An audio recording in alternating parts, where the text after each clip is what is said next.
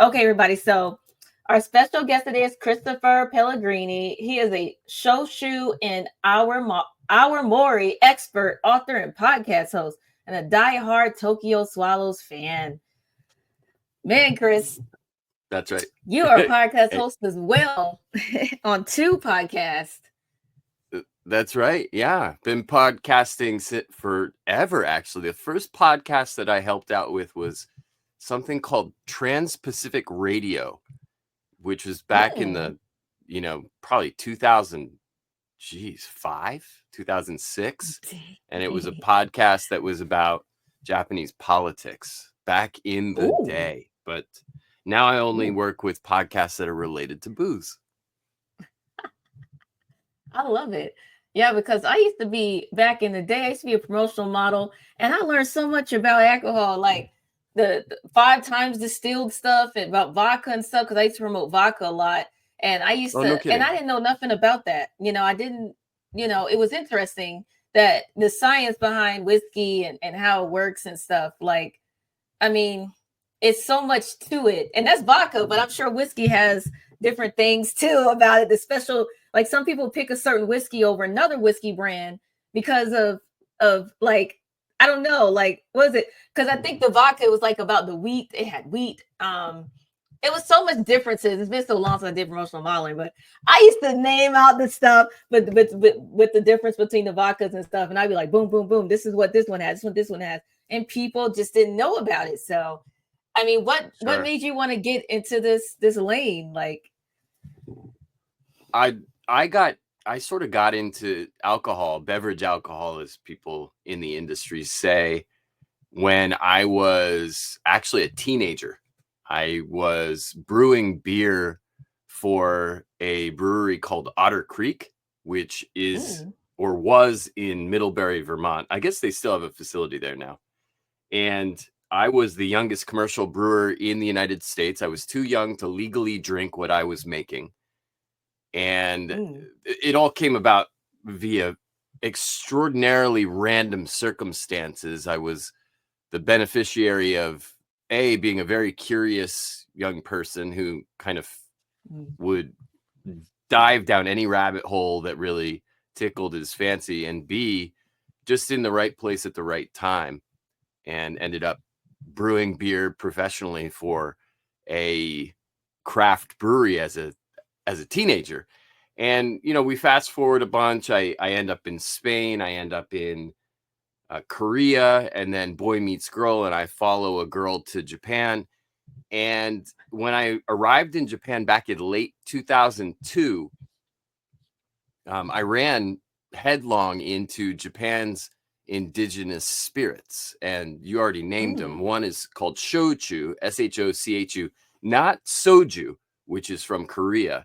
Shochu, mm. and then it's kind of aunt, an older style called awamori, awamori. Oh, our And Mari. yeah, and these two indigenous spirits from Japan, they outsell sake over here. They're bigger than sake, Mm, but nobody outside of Japan had heard of them, and I hadn't. And I started tasting them one day, and I was already a big alcohol nerd. I had already made beer, and I was really, really excited about it. And these things just blew me away. And I was fascinated by the crazy diversity of aroma that these things are capable of, because they can be mm, made from so many different ingredients, and B, how pure they were. There's no additives allowed in the production of these spirits, and they're everywhere in mm. Japan. They, like I said, they outsell Japanese sake. And I just very quickly determined that, wait a second, these crazy spirits are like the craft beer of spirits in the world, worldwide. And I sort of Mm. fell in love with them and started traveling down south to the region where they're made. It's a massive island called Kyushu, 7 prefectures, and Mm. they have hundreds of distilleries down there. And made friends and started, helping out in the distillery when they were short staffed. It was very natural for me to do so because I had already worked in a brewery, and these people were Mm. just It was crazy. They were these tiny little distilleries up in the mountains, multi-generational businesses. We're talking like the master brewer distiller. He's the 5th generation in his family to lead this family business. I'm like, this is nuts. And I'd never Wow. heard of it before. And that's the biggest rabbit hole I ever found. And I'm still tumbling down it even today, 22 years later. And that's how Wow. long I've been in Japan. It completely changed my life. Wow. What did you learn like from Japan? Like basically coming from the US and going to Japan, like what did you get out of it spiritually and business wise? Do you feel like it's a better environment? I've learned a ton. Obviously, I've grown up a lot. When I Yeah. lived in Spain years ago, I felt like I really did a lot of maturing at that time, because anybody who's ever changed situations, moved, you join a new company, a new organization, even in your home state, there's a culture shock that happens there just naturally, because it's a different culture. There's different assumptions. People interact in different ways. There are expectations that sometimes are made clear and then oftentimes not. And so I dealt with a lot of culture shock when I moved to Spain, even Mm, though, you know, I studied Spanish and I spoke Spanish, and theoretically that shouldn't have been such a huge move for me, but in reality, I was finding myself overreacting to things that normally I wouldn't mm, overreact to. I was getting angry about things that normally shouldn't really. I was behaving in ways that were not normal for me. And fortunately, I recognized that at different times. And I said, why did I just do, why am I feeling this way? And I mm. started to realize, wow, this is just, I'm being affected by this whole fish out of water thing. Yeah. And that's okay. I just need to, it's good Mhm. that I recognize this. And I started to see that it wasn't the things that I could see, smell, taste, touch, those, the obvious senses, those things weren't the ones that were causing it. It was the deeper stuff, the stuff that you can't really see. It's the, Mm, people's relationship to authority and the way people observe time and their mm, attitudes about um, work and friendship and all of these things, the stuff that they don't mm, they don't teach you in a textbook. This is stuff that you experience. They're things that you live. And those mhm, were different enough from what I grew up with back home that they were causing me on some level deep down uh, mm, a discomfort or a stress, an anxiety of some sort. And that was manifesting itself in ways that I wasn't very proud of. And so because I was mm, able to analyze it in that way and evolve a little bit, I think it made me grow up in kind of fast mhm, forward mode. I was I was pushed to figure out who I was and who I was not in relatively mm, short order. And then I end up, after I graduate from university, I end up in South Korea sort of on a whim. I was there for a couple of years. And because I had already undergone that process, I was a little bit more prepared for this really radical shift in culture, in language, and everything. It's hard to get more mhm, different than American, Vermont. I grew up in Bristol, Vermont, mhm. and I end up Oh, in whoa. a medium-sized city in the very southern part of South Korea. That's just night and day right there. But I was Mhm, better prepared. I knew there was going to be a lot of stuff that I didn't see going on behind the backgrounds, culturally speaking, socially mm, speaking, and I was a little mhm, bit ready to be okay with that and be open to it. And then 2 years later, I end up finally in Japan. This is the end of 2002. And by that point, I was sort of a professional foreigner. You know what I mean? yeah. You could pretty much plot me anywhere in the world, and I Mhm, would have got there and I would have said, okay, there's all sorts of stuff that I don't know what's going on, but here's how we approach this. You can either adapt to it and adjust. You don't necessarily have to accept it. You don't have to take on these values as your own values, but you have to recognize how it's different. You need to adapt, you have to adjust, and you have to you have to respect that it's different, and that you as a human can't do anything to change it. You can't just walk into some place. Yeah, it is how it is, and you're going to have to coexist with that and figure out a way to operate and still be yourself, not sell yourself out, not sell your soul, but continue to be yourself. And so these were all stress tests, I think, on me as a human and me as a functioning member of society. And I think I've slowly gotten better and better and better at it. And so I moved here with my partner, and she had taught herself and studied in university the Japanese language. She's not Japanese, but she arrived speaking pretty much business level Japanese or better. And you would think that she would just be totally fine. And I think she suspected that she would be fine, but I didn't say this, but I was like, oh, this is going to be interesting. Let's see how this works. And it was a great stress test for our relationship. We're now married. We survived that very tumultuous first year. And we stayed and we extended, and we're both better people for it. But it was, she often got frustrated by how okay I was with everything, even though she was like, this is not okay. I'm like, hey, what are you going to do? This is how Japanese society works. But there were some things that even today still cause me culture shock. One of them is the authority thing. There's and it's part of Korean culture too, so maybe even worse over there.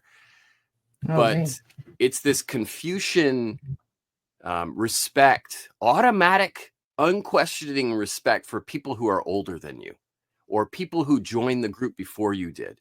They are immediately above you, regardless of competence, regardless of anything else. It's just seniority.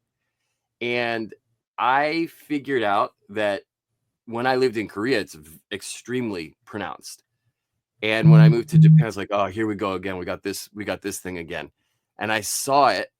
And then I was in education at the time, and it's pretty severe there. Just people's, the younger students respecting people who are just 1 year older than them and beyond. And everybody's sort of like kowtowing to the people, their seniors. And also organizationally in the faculty, which I was a part of, I was the youngest. I was definitely the youngest person in my department. And I was probably younger than some of these old guys, button down shirts. Like I was that much younger than some of these senior professors and researchers. And it was just, I was expected to be seen, but not heard. Essentially, my opinion didn't matter. And so I was required to go out to a lot of these meetings, and I was just expected to be there. And so that for me, even today, is something, it's an aspect of Japanese culture that I respect, I acknowledge, and I have adjusted to it greatly. But sorry, I'm going to take back the respect part. I don't really respect it. I don't like it. And it still annoys me. But what am I going to do about it? I can't change anything. It's just the way that it is. And so I have learned to sort of live my life understanding that that's there, understanding that I can't change it, but understanding that I don't have to necessarily change my own values in order to live happily here. You know what I mean? Or to live my life. Yeah. So I think that that's a big thing for me. The growth that was started by just giving myself a moment to think about how the stressors around me are affecting me, just to consider it, tapping in. and it made a big difference. I mean, I like the fact that you was able to dive in though. Like a lot of people, they can't see themselves, so they get caught up in get into situations and get depressed or get angry because they can't see themselves. That takes emotional intelligence. I would say that you have it because you're like, hey, this was going on. I don't like this, but I'm going to adapt to this as I want to stay here. I plan to stay here, and is putting out being negative about it, you can't focus on what you're trying to do. And I feel like it's like that here in the US as well. If there's some things here that's not right, and I feel like you have to adapt here, but there's just sometimes more freedom in other countries. That's why there's this big, great move. People are trying to move overseas now. You have a lot of people trying to move to Bali for business, Africa for business and stuff because of the opportunity. But Yeah, there's also yeah, some red tape with that too. Like there's more, I don't know. Like I just found out some no stuff about doubt. Africa. There's more red tape to get a business in Africa. There's people that thought they bought a house in Africa and didn't buy the house. I mean, Oh, they didn't even geez. they didn't know, yeah, they didn't really get the house. It was a scam of some sort, or it's just things you just gotta be aware of. And did you experience that in Japan? Did you feel like when you started your whiskey business, did you feel like, oh man, did you feel like you got hit in the head because you weren't aware, or? Yeah. Oh, yeah. Every day of the week and twice on Sunday. It's been another whole education unto itself, business wise. Back in 2000, I don't know why I don't know this date, 2017 or 2018, I bought a third of um, an export company, well, a trade company, we'll call it, that's specialized in adult beverages. And that's down in Mm, southern Japan, down in Shochu country. Again, the Japan's indigenous spirit. And then right during the pandemic, right at the beginning, like the timing was so bold when you look at it now. Had no idea what was going on then. March 6th, 2020, we incorporated another business, this one in New York, called mm, Honkaku Spirits. Honkaku means Honkaku. That word in Japanese means authentic. And the oh, goal of that company was to import spirits from Japan and help to distribute them in the United States to consumers all across the country.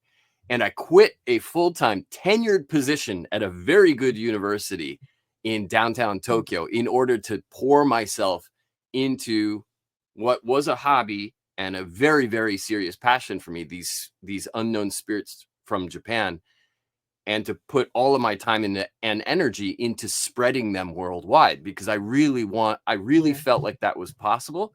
And I really felt like it was something that I was in a position to be effective at.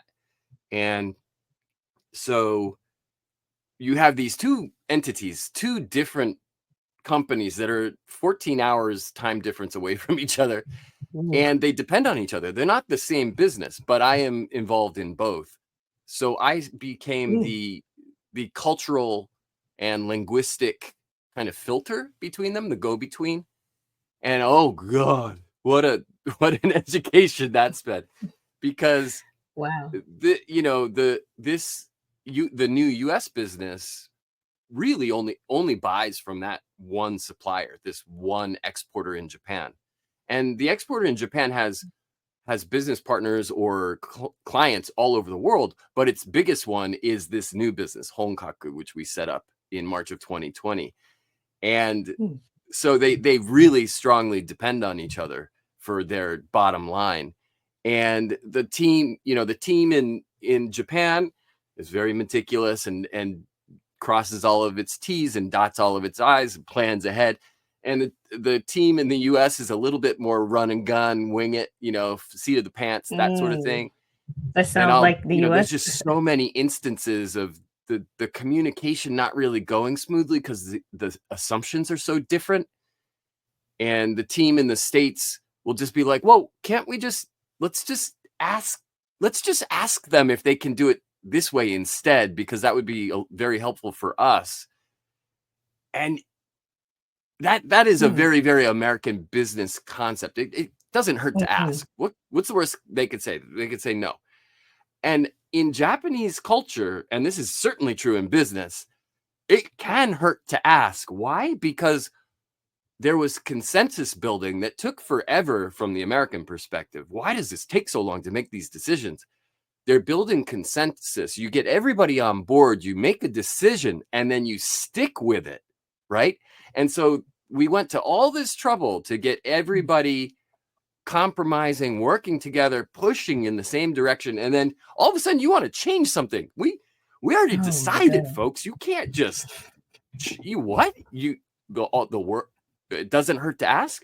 Well, yeah, now we don't trust you anymore. So you've got this side, the Japan side is like, what is going on with these folks? We already made this decision. It was in everybody's best interest. And now you want these new terms. It's exciting, is one way to put it. It means I don't sleep a whole lot, a lot of the time. No. It's getting better, but early days, holy crap. And the pandemic just made everything a little bit more challenging than we needed it to be, especially as a kid who, number one, I wasn't a business person.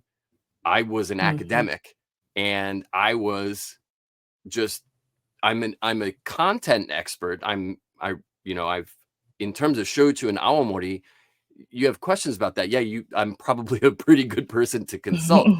But that was about where it began and ended. I was not a business person. I am now, I guess. I'm not a very good business person. I'm learning every day. Every day I learn 3 to 5 new things that I'm really not that good at. And it's incredibly humbling, very good for me in terms of my genesis of becoming a functioning member of society and maybe a leader even. But wow, it's humbling. And business will do that to you real fast. You got to keep your head on a swivel because it's coming from all directions. Oh, that's my word. You stole it. Yeah, I always say keep your head on a swivel. No, that word. That too. Yeah. That's what I say all the time in my shows. I say it, especially when I do my one host shows, when I just talk about myself. I tell people, keep your head on a swivel, because things are coming after you. Everything's coming from different directions. So you have to be just ready to go through mountains every time. And one thing about entrepreneurship is that people don't understand, like, 'cause a lot of people, they're getting laid off and all this stuff going on, and they're like, I'm just gonna be an entrepreneur. It ain't for the faint of heart. Now you got to be ready to handle what comes with it, and especially if you want to do it overseas, because I hear people saying they want to go and do business in Africa or Bali or Thailand and all these places. It's great, but you have to be ready, because it's not easy in the US neither, and I think I like that you stated the hard facts about business, being an entrepreneur, because a lot of times people put these dang on fun glasses on and be like, oh, it's just chipmunks and chip berries, and it's work. It's not. It's work. You have to study, and you have to pay your real business. I don't know how it is in Japan. What licenses you got to keep up with, but you got to pay stuff to keep it going, onerous. and you got to be able to read people and try to understand and be socially aware, and I mean, but those are some of the things I've learned too. Just being an entrepreneur is being socially aware and understanding my limits, because sometimes you just have to send the work to someone else, even if it's an independent contractor, to do something that you're just like, oh, I'm not that good at this. Let me just send this over to this person. And then you got to be able to hire correctly too, because you don't want to waste money. I mean, have you been through situations like that? You hired somebody and they're like, they just didn't do it. They got the resume, but just couldn't do it. Yeah. Absolutely. I've made huge mistakes. I've had some real coups there, and then made some huge mistakes. I don't think it even matters in hiring how good you are. 50% of the time, you're going to screw it up. It's just, so that's why they say in American business, and I think this translates to a lot of other cultures, they say, hire slowly, fire quickly. And I get that. Now in Japan, you can't. It's not allowed. You can't fire people. It's real hard to fire people over here. Once they have a full-time position, they better have tried to kill somebody else in the organization. Otherwise, if they don't want to leave, you can't fire them. So that's a scary thing about business in Japan that I had to learn. And because we had somebody who just wasn't what was causing problems almost on purpose. And that's not cool. I mean, Japanese business is so trust-based. It's a real slow courtship. A lot of the times when you're trying to find business partners here, it can take years. And this person was just sort of, we found out, intentionally causing issues and figuring out ways to make it look like he was the savior of the problem that he had created on his own. And it was real sketchy there for a while, trying to engineer his exit. We got there eventually, but I wasn't sure we were going to be able to. I thought there was going to be like a partial severance payout for years, and I wasn't sure what it was going to look like. We were consulting lawyers, and this is we are not a large organization. We're talking about the number of people on the payroll is in the single digits. These are small businesses, and so just learning this stuff in real time. It's like you said, it's not for the faint of heart. You're gonna, no matter where, most of the time, no matter where you are, what you're doing, if you're an entrepreneur, you're gonna have to eat poop for several years. You're gonna have to work harder than everyone else, and it's not gonna be pretty. It will not be pretty at all. And there'll be many times throughout a calendar year when you're not sure if you'll be in business next month. Everything, Murphy's Law, the whole 9 yards. It's going to come fast and furious. Yeah. Anything that can go wrong will go wrong. Will go wrong. That's a fact. It's things, because my mom always says something always happens. And I used to say, no, it doesn't. Everything will be okay. Nothing, it just happened because you did it. You put it. No, things can't just happen out of nowhere. It can't just come out of nowhere. I did catch on to that. I mean, I think you can be extra and prevent certain things a little bit, but it does come out of nowhere. Even when you think you have, even when you think you on your strong suit, it's like you think you got your strong suit on, and you still, there you are, dang, And it's just about being optimistic, because how bad do you want it? Like my guy Eric Thomas says, he's a motivational speaker. How bad do you want it? And I think that's what it is. Choose your hard. It's hard to me working a job too, but choose your hard, and that's what it's about. So let's get back to the whiskey. So how many brands? Sure. How many brands you have? So what is Koji whiskey? Is that one of the whiskey brands that you have? Yeah. We have one type of whiskey, and it's a pretty remarkable brand. It's called Takamine. And this happens to be a sakura or cherry tree wood cask finish of it, which became available this year. But Takamine is probably one of the best stories in spirits, and it's delicious too. If you wouldn't mind, this is like a mind-blowing brand story. This should be a Hollywood film, I swear. So there was a gentleman named Dr. Jokichi Takamine, and this guy, genius, born and raised in Japan. He was the first Japanese person to ever make whiskey, but he wasn't making the whiskey in Japan. He was making it in Peoria, Illinois in the 1890s.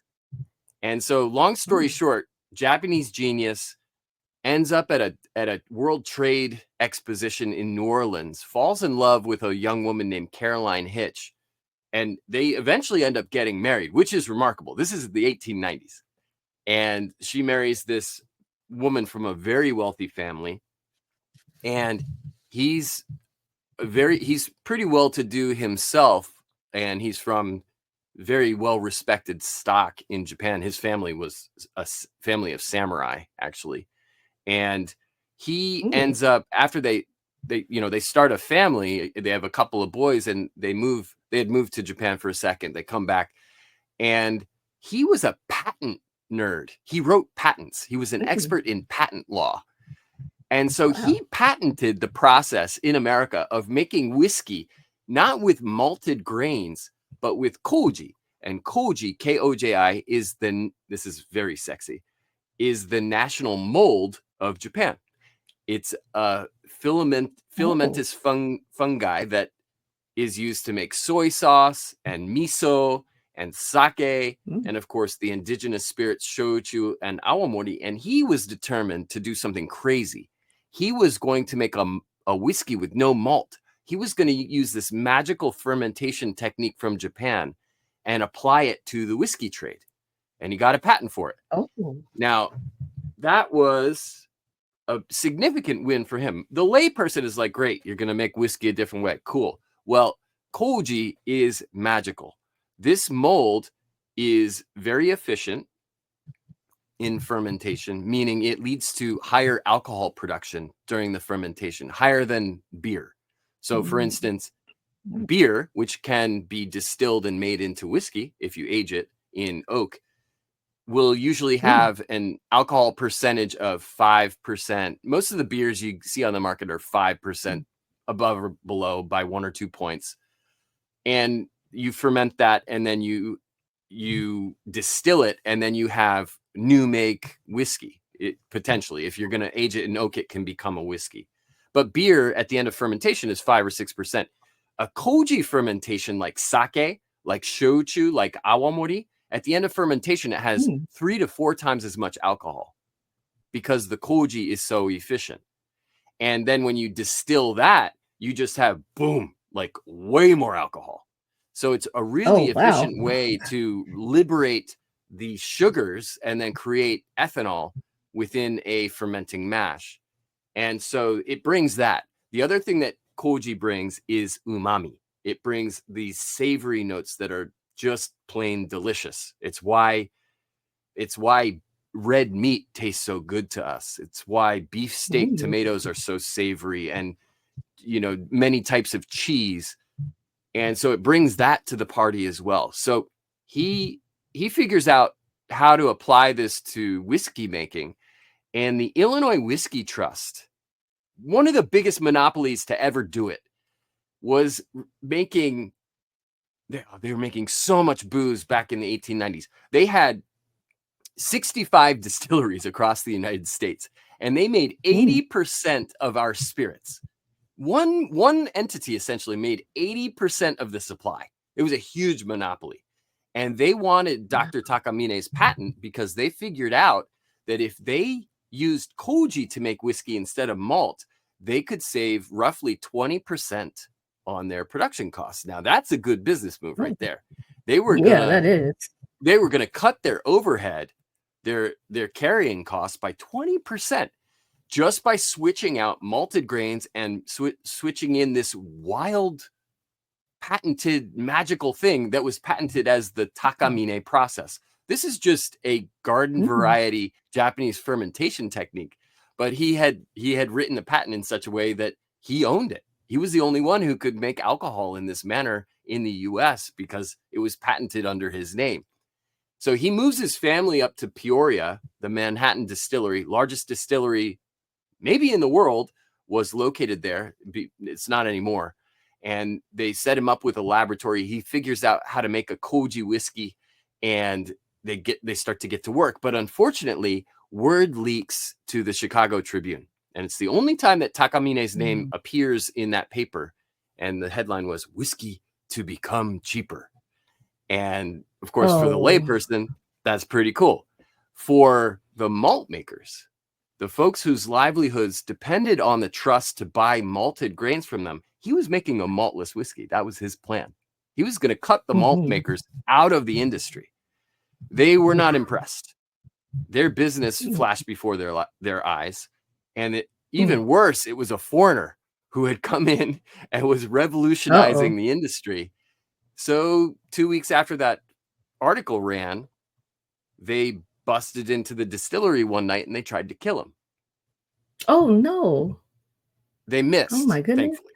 Thankfully. He had disappeared into the basement or something, and it was dark. So, they didn't have LED motion lights and stuff back in the 1890s. But he disappears, but they find his lab, which they incinerated. They just torched it, set him back by a number of years. And so they were about to start production of the Koji whiskey, but they had to sort of restart everything. Took them a couple of years, but in December of 1894, they are quietly laying down barrels of this Koji whiskey. It's going to become a thing. They're stacking the barrels up. it's going to hit the market. This is going to change whiskey. But then February 1895, you know, anything that can go wrong will go wrong, right? And in 1895, 3 months later, the Sherman Antitrust Act, which is a trust busting or a monopoly hacking law, was used for the one and only time in the 19th century to bust a trust or to dismantle a monopoly. And of course, it was used against the Illinois Whiskey Trust, which was, for all intents and purposes, headed by a Japanese bloke. And that was the end of it. That all the assets were sold off. It was they were sent into receivership. Even his patent was illegally sold off to the highest bidder, even though he hadn't sold it to the trust. He had licensed it to them. So his ability to continue making Koji whiskey was gone. And America came within weeks of Koji whiskey being as American today as bourbon and rye. This was almost our whiskey. This was almost an American style. Isn't that crazy? Wow, that is so deep. They chased him out of town. He ended up having to move his family to New York City, where he was a doctor. And the story gets a little happier from here. It's kind of that's the really dark part. The only thing that he really failed at in life. But in Manhattan, he had a 5-floor walk up in Harlem, actually. And he fell back on his pharmacological roots. He was a chemist by training. And he did some crazy things. He made a couple of therapies that made him a lot of money, and the big one was a discovery that has him inducted posthumously into scientific halls of fame all around the world. It was one of the biggest things to ever happen in medical science, and it's a therapy that we still use today. In his home laboratory, he had a laboratory in his home because apparently that was legal. He isolated medical adrenaline, epinephrine, which became the EpiPen. He developed the EpiPen in it. It was like in his home. He figured out how to crystallize the secretions from the adrenal glands that became medical adrenaline. It was the first ever synthesis of a human hormone in the history of never ever, and it was him. Wow, man, And this so guy's brilliant. Unbelievable. He licensed this to Park Davis, which was a huge pharmaceutical company. And that made him into a Rockefeller. He was worth in 1906, when he was getting the payback from this. He was worth $30 million in 1906, which today is $1 billion. He was a billionaire walking around. Yeah, he was just unbelievable. But he was a Japanese Rockefeller, you know. And he dealt with acidic racism all the time. His boys were thriving. He loved life there. He loved everything that was going on, but he dealt with a lot of crap. And so he's super wealthy. He wants to join the gentlemen's clubs, but they won't let him join the gentlemen's clubs because he's foreign. So he's like, fine, I make more money than all you guys combined. I'll make my own club, which he did. It's called the Nippon Club. It exists to this day. It was the best club in town. All the foreign dignitaries wanted to hang out there. So he sort of becomes this informal ambassador for Japan before the war.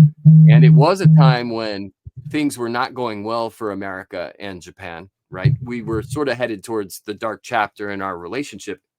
And he really wanted the two countries to get along. And so he did something. This is something you might be aware of too.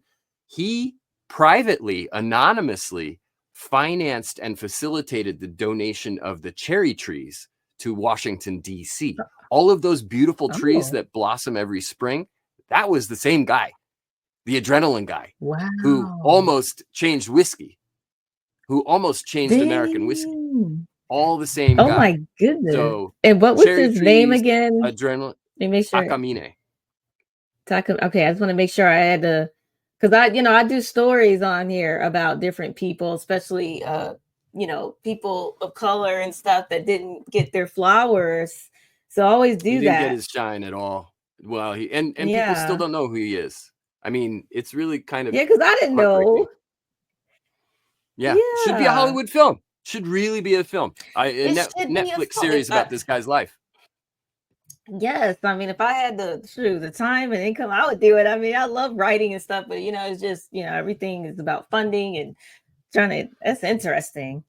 And that's cool that you named your brand, based off his name. That's amazing. Well, we wanted to sort of complete the circle on this failed experiment of his. I mean, he almost changed everything. He almost changed American whiskey, but he got defeated by. They tried to kill him.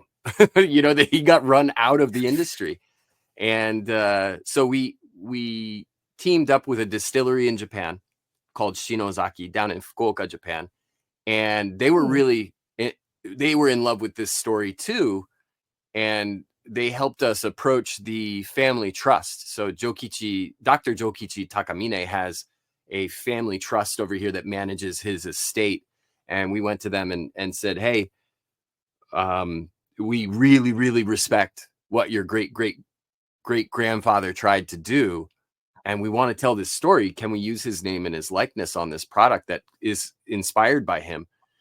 And they had never okayed the use of his name or likeness for a commercial product before. Educational, scientific, sure.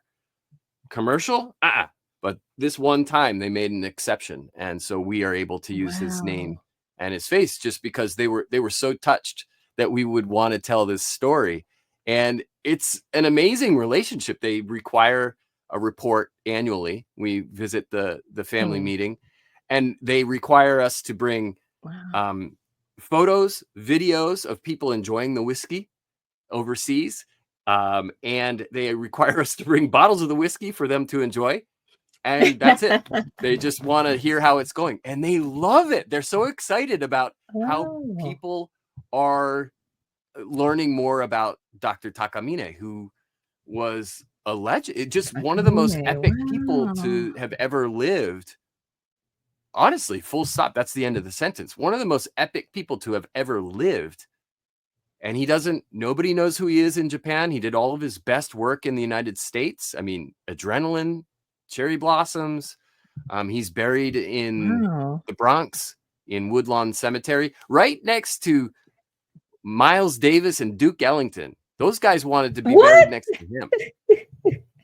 Wow, that is so interesting. Okay, I'm going. Oh, I see. I found him here, his information, because I'm going to do a story. I mean, in January, I'm going to do a story about him because I like to tell these stories. It's so important.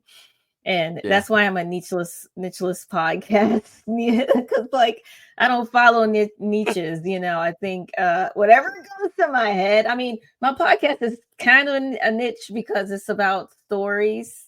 So so my guests, they're telling stories and promoting their business, and then when I talk by myself, I'm telling someone's story. I'm telling stories, and even if it's about myself, so it is. I guess it is a niche type thing if you look at it that way.